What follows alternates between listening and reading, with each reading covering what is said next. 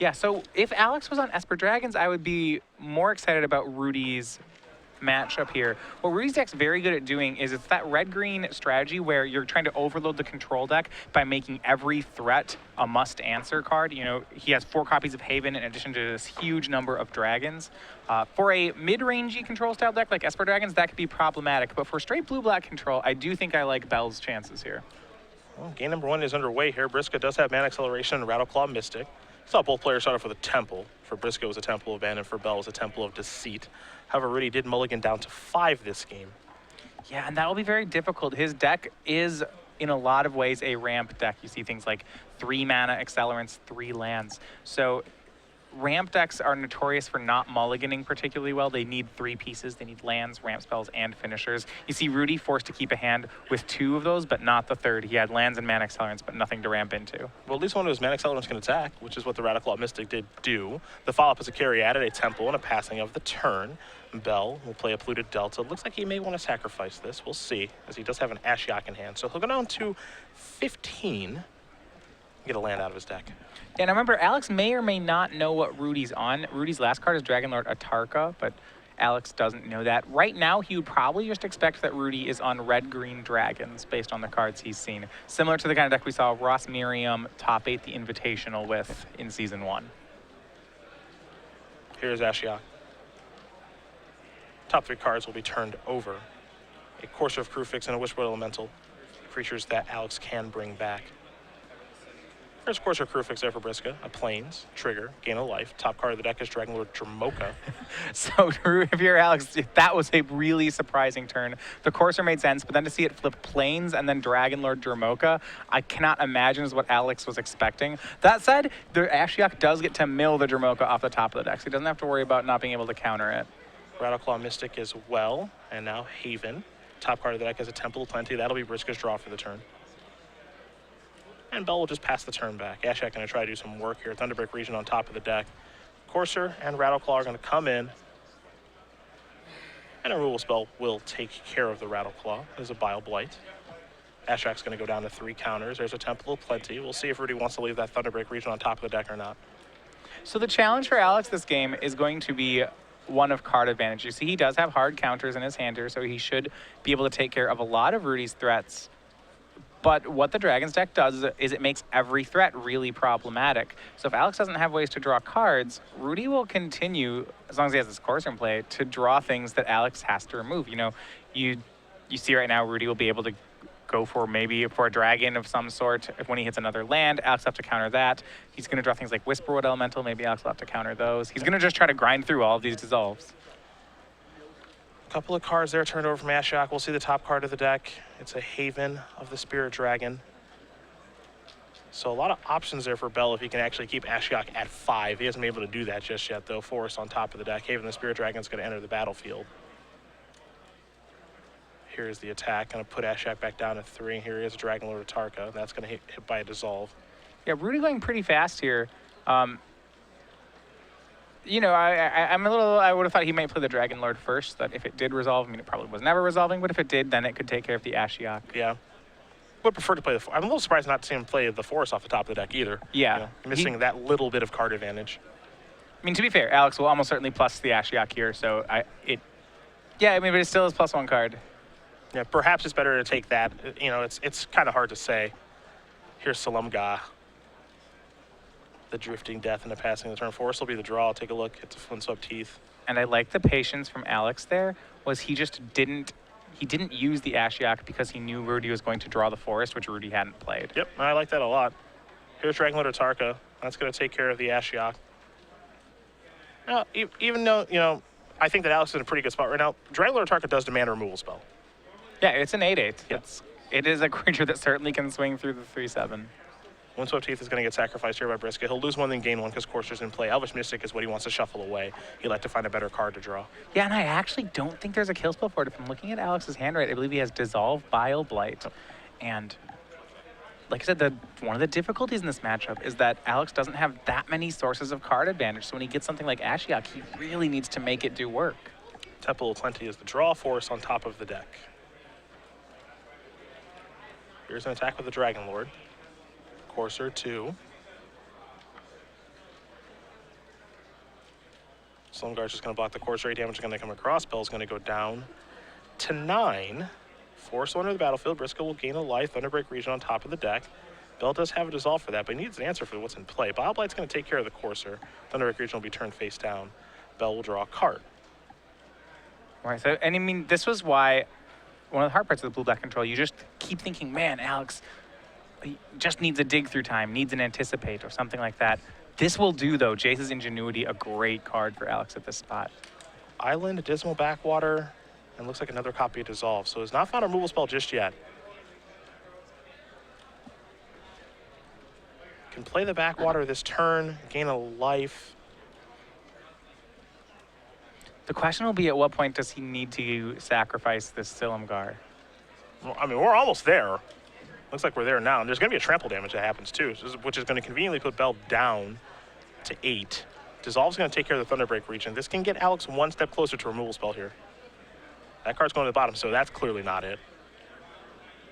And remember, there's still a Haven and there's a Haven here, even if Alex does find the kill spell. Mm-hmm. He didn't find the kill spell, but Alex, I do think, got there off the draw. Looks like he has a dig through time. That's kind of getting there. You want to think in this deck that dig through time is getting there, but I've seen this not work far too many times to say, oh, Alex has it. 4 Heroes Downfalls, 2 Cruxifates will help to get the job done. Well, with Cruxifate actually isn't going to work here because he doesn't have the mana to Cruxifate and leave up the remaining Dissolve. So if he Cruxes here, Rudy will just Haven back on end step and then recast Atarka, and then we'll be in the same needing a top deck situation. Heroes Downfall, Jace's Ingenuity are the cards that have been found. It's pretty good here, though. I'm inclined to agree with you. There's Dismal Backwater. He's going to go up to 9. Haven's going to cash in, going to get Thunderbreak region back. Briksza will quickly untap and take a draw step. There is a Thunderbreak region. Response will be Heroes Downfall. Get that off the table. There's a Dissolve to take care of that. So the Dragons have been handled now. Top card will go to the bottom. There's an Elvish Mystic. Pass the turn back. It looks like Alex is beginning to stabilize. He is, but yes, the question will be what can this Jace's Ingenuity hit? If it hits something like another dig through time, Alex is probably in the clear. That said, we have seen these cards miss, and Rudy's deck has a lot of good threats to hit. And that's a miss. He hit land, Thoughtseize. Yep, that is the definition of a miss. Here comes the Elvish Mystic. Bobblight will take care of that. Pass that turn back. Bell will draw. Oh, that's a hit. That's a hit. So, but even then, Alex, having resolved 2 Jace's Ingenuities, a dig through time, plenty of dissolves, you saw he's in a 1-for-1 top deck war here with the Naya Dragons deck. Ugin's really strong here, to be fair. Ugin does okay. It's a good one. It does just fine. Here is Dragon Lord Dromoka. Thankfully, Ugin is an answer to that very powerful dragon. Ugin is the most powerful dragon. This is and true. This is being demonstrated right now. Going to survey the board, get those 2 things off the battlefield. The Caryatid and the Dromoka play a land and pass the turn back. Briksza will draw Sylvan Caryatid and pass that turn back. A very competitive game here from Briksza on a mulligan to 5. Makes you wonder what his deck is like in this matchup if he keeps 7. Well, there's not too much pressure from Alex's deck, and he let Grudayi have an uncontested Courser of Krufix for a lot of turns. And one thing that I really love about Courser of Krufix is just how much it undoes mulligans in matchups. Yeah. Briksza's hand now, it just lands. Force into Plains. Ugin keeps ticking on up, Cruxifate the draw, and Bell has a lot of removal in his hand. He also has a copy of Ultimate Price. Thoughtseize is there as well. No need to really cast any of those cards. Just let his Ugin go to work. If something problematic does show up, he's got answers to take care of it. Elvish Mystic probably doesn't matter too much. Looking at Rudy's deck, there aren't very many threats. I don't believe there are any threats with haste here. There aren't Heroes Downfall style effects. I don't see him getting the Ugin off the table. Neither do I, and neither does he, as he's going to concede game number 1, which goes to Alex Bell in his blue-black control deck. He's up a game here over Rudy Briksza playing Naya Dragons. As we take a look at the sideboard, we will start with Briksza and his Naya Dragons deck, which you have in front of you. I'm hoping for some spice on that board. Well, I think he's got a pretty decent matchup game 1 already, but things do get better after sideboard for Rudy. So he just wants to continue to have must-answer cards, and I think rather than having all his must-answer cards be expensive ones, he has some cheap options as well. He has 3 copies of Mastery of the Unseen that he can go to. That is another dimension that Alex would have to fight on. Alex doesn't have, in the main deck at least, copies of Perilous Vault. He has that Ugin, but not too many ways to get Mastery off the table. On top of that, 2 copies of Den Protector are here for Rudy, and I would expect him to go to those as well. A Bioblight and Ashiok, 2 Freakus Cures and Aether Spouts, 2 Tasker the Golden Fang, 2 Negates, 2 Duress, 2 Stratus Dancer, a Liliana Vest, and a Virulent Plague in the sideboard there for Bell. He's against a Dragon strategy. You have to imagine Ashiok's still pretty good against this deck, even though it didn't really get to do its thing in that particular game. It did.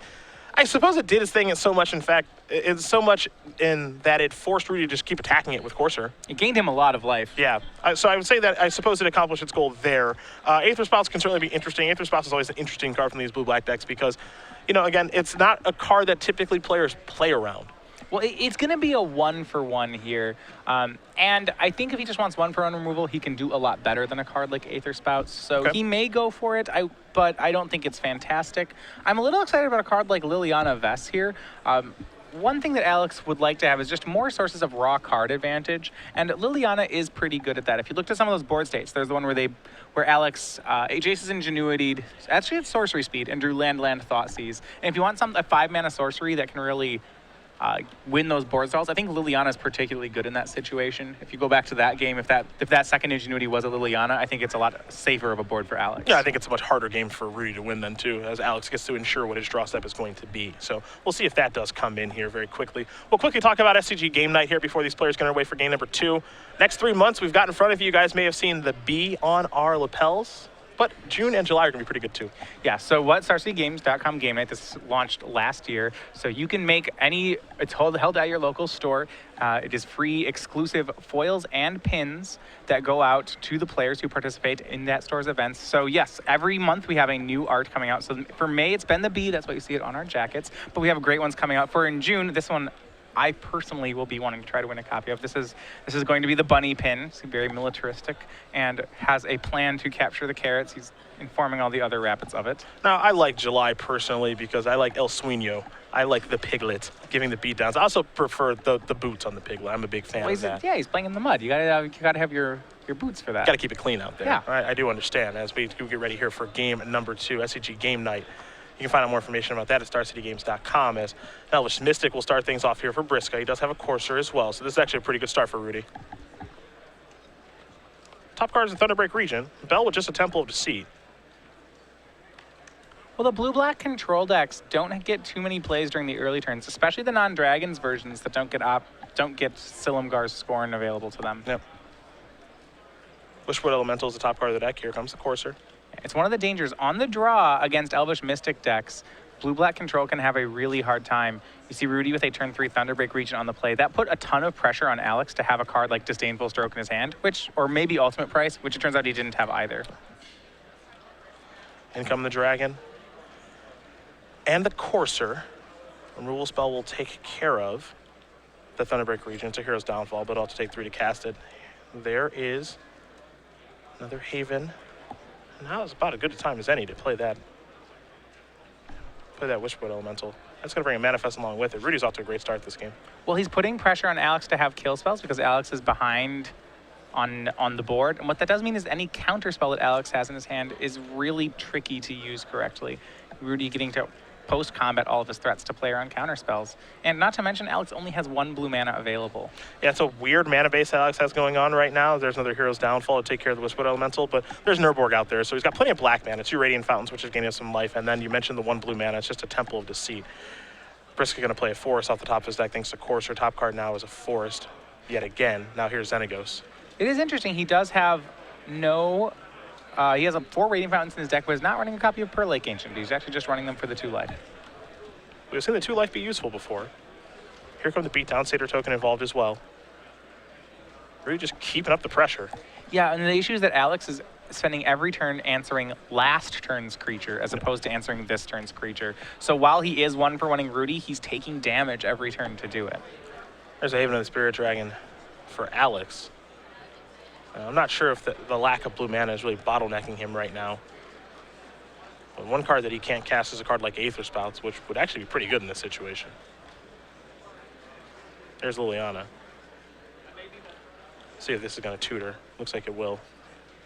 Perhaps going to go searching for a card like Crux of Fate. I think he has to have a card like Crux of Fate. There aren't very many ways for him to get out of this situation otherwise. Now, Rudy does have a copy of Thunderbreak Region in hand, so that's very informative if you're Rudy about, okay, what can Alex find to get himself out of this situation? And Crux of Fate is certainly good if there's no dragon on the table, but if there's a dragon on the table, you play that Thunderbreak Regent, you're just fine. Another card that Alex could set up for would be a card like Dragonlord Silumgar, which he has one copy of. Here's an attack. We'll see if Rudy wants to go after Liliana at all. Looks like he's just going to go straight at Alex. Yeah, that puts Alex down to 1. Top card is Courser of Crewfix from the Scry. We'll see if that's going to stay there or not. Looks like it's going to go to the bottom. Top card after that is Master of the Unseen. Just in case Alex thought he was out of the woods with this Crux. And very smart of Briksza to play the Thunderbreak Regent. Yep, because there's Crux of Fate. Yep, that's going to leave you with a no-outer. Yeah. So Rudy Briksza's going to win game number 2 here. I suppose Xenagos would have gotten the job done too because it makes a Satyr token. Crux of Fate plus another Radiant Fountain would have gotten Alex another Very turn. true. Very, very true. So if he has another Fountain, maybe he can play to that line. And you mentioned he does have 4 of those in his deck this particular weekend. So a very quick game number 2 there, which is you have to imagine how Briksza would like it to be. Well, I think this is why we've seen a lot of players go toward the Dragon-style deck. And I kind of talked about this just on turn 2 of the game, which is that when you're on the draw with blue-black control, especially against a deck like either an Elvish Mystic deck or a deck like Mono Red, you can get so far behind because you don't have too many interactive 2-mana spells. You have Bioblight, and that's a pretty big if because you need black-black. You have Ultimate Price. Your counter spells are things like Disdainful Stroke and Negate, which you don't even really want to be main decking. The ability of the Dragons decks to play Silumgar Scorn has been very important. And you even see Alex kind of acknowledging that in his deck list. He has a copy of Nullify in his main, which really isn't as good, but he maybe can put together. But they can get behind, and that's a function of them just not having that many great spells at 2. Well, Bell's going to be on the play this game, so we'll see what ends up happening here. That will definitely help. Yeah, no, being on the play, in Standard, it's pretty important, actually. And for Rudy, since he's going to be in the draw, it's important that he does have mana acceleration, but as we talked about when looking at his deck list, he has 12 mana accelerants. So, it's likely that he will have mana acceleration between Radical Mystic, Sylvan Caryatid, and Elvish Mystic. One thing that Rudy does here, if you notice, we're entering game 3 here with 32 minutes on the clock. Rudy does a really good job of dictating pace of play. He is one of the faster players here, and I'm not sure whether Alex is as well, but Rudy has certainly got this game to play at the pace that he wants. Yeah, he definitely, with the body language and the way that he plays his spells and everything, he plays incredibly fast and tries to get his players the opponents, to do the same. Some players are comfortable with that, some are not. Yeah, so Rudy with the Elvish Mystic again here, though because he's on the play, he hasn't been able to sneak a threat under Alex's permission wall. Well, he's going to start casting threats. We'll see if Alex does have the permission. He's got at least 1 dissolve, but he also looks to be a Disdainful Stroke. He's testing my card knowledge with the different versions of the cards right now with his Hero's Downfalls and his Disdainful Strokes, and his dissolves too. They're promotional, but can't get that by me. Here's an attack for 1. Giving blue mages so many different ways to counter your spells. Here's a Thunderbreak Regent. He's got a Nullify in hand too. He's going to sacrifice blue to Delta. Go down to 20. Undo the work that the Radiant Fountain has done. And we'll see which counterspell he wants to use. Once again, though, this is what I like from the Naya Dragons deck, is that Rudy is just forcing Alex to have counterspell after counterspell every turn. And it's not giving Alex any time to draw cards. I'm going to go with Nullify. Thought about maybe casting Dissolve there, but decided to go with Nullify. Take a draw here. Dragonlord Silumgar. And this is part of the reason I think he wanted to cast Dissolve, or at least thought about casting Dissolve, is because he's missing a land drop. So Rudy's going to come in. Let's see what spell this is going to be. Another Thunderbreak Regent. And yeah, Alex just has to keep countering these. Yep. He's almost left with no choice. I do believe he has a dig through time to build toward. That said, he doesn't have that many blue sources. He only has 3 now, so the ability to use a counterspell and a dig through time isn't there. Does have Jason's Ingenuity in hand too, however. There's a Morph. Yeah, that one's going to be, well, it could be one of his sideboard Den Protectors. Rudy also playing with 1 main deck copy of Ashcloud Phoenix. Well, he's certainly playing as though it is Den Protector with the no attack with Elvish Mystic and leaving the mana up. So at the very least, he is making it seem as though it's a Den Protector. We'll see if that's actually what it is. Because Radical Mystic is also hanging out in the deck, and you mentioned the Ashcloud Phoenix too. But it feels like this is a Den Protector. There's the Jason's Ingenuity. Yeah. Rudy giving Alex 1 turn where he doesn't have to counter spells, and Alex really making the most of it. Yeah, as he should. I'm going to draw some cards. I'll go to his turn. And this might even be a great winner to get Liliana in play. Yeah, it depends if he can afford it. If he waits a turn, he can still Ultimate Price and Liliana. I guess the question is what he gains by leaving his mana open here. Here's Dragon Lord Silumgar. This will really put you to the test. Yeah, I mean, is it Den Protector? Yes, Yeah. it is. Thunderbolt Regent's going to be returned. However, Den Protector is going over to Alex Bell. Pass that turn back over to Briksza. It's not what Rudy wants to see, but this could have been a lot worse. The Dragon Lord Silumgar is really strong against Rudy's deck. He plays no removal. So that it only stole a 3-2 has got to be a win for Rudy, even though he'd rather not see the card. Yeah. I don't think at any point would Rudy prefer. I don't think Rudy ever wants to play against this card. There's Bushwood Elemental. That'll bring a Manifest along with it. We'll see if Alex can power through this card. Yeah, I do like the threat that Rudy chose to get back there. Pluto Delta's a land for the turn. And it'll be interesting. Alex can try to attack in the air here, or we may just see him shields up and try to sit behind this dragon like a wall and use cards like Liliana to gain more advantage. I'm interested to see how aggressive he wants to get, because Den Protector right now can't be blocked. Right. So he can just come across for 6 points of damage a couple of times if he'd like to. And looks like he's going to take an aggressive approach. I mean, he is at 18. His life total is pretty healthy. Yeah, and that's what I was interested to see if he wanted to make this line. It looks like he does. Rudy, as I said before, his deck just doesn't play removal. Yep. Bell going to sacrifice his Pluto Delta, go down to 17. Going to go get an island out of the deck. Perhaps we're going to see Liliana now. Now, the one thing we don't know is what that Manifest is. And that could be a pretty big card down there for Briksza. He does have a card like Dragon Lord Dromoka, Whisperwood Elemental, Dragon Lord Atarka. He's got some pretty big beaters in his deck. Dragon Lord Dromoka would be huge right now. Yep. Going to discard Rattleclaw, Mystic to Liliana, pass the turn back. Briksza going to quickly untap and take a draw here. Elvish Mystic is what he's found. Wanted to hit a land there. He had 2 copies of Dragon Lord Atarka in his hand, but does have a good consolation prize, still able to use all his resources. Yeah, Thunderbrick Regent and Elvish Mystic are the follow-up after attacking Liliana down. And then I pass the turn back over to Bell. But Bell is sitting pretty good right now. He'll take a draw. It's an island. He's got a Planeswalker on the battlefield, a powerful one, in Liliana Veil. Liliana Vest, excuse me. Yeah, Crux of Fate, such an interesting card in this matchup, and just how much of a sweeper it isn't.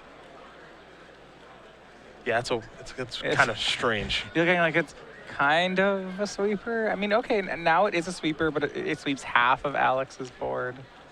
Looks like Liliana's going to go down to 1. The Thunderbreak Regent got targeted by Hero's Downfall. That took care of it, of course, but Thunderbreak Regent means he gets to deal 3 damage to target player, and he can redirect that damage over to Liliana, so that's what occurred. Well, Liliana's done a ton of work here. She got the Radical Mystic last turn, and this turn she got Rudy to discard one of his copies of Atarka. Yep.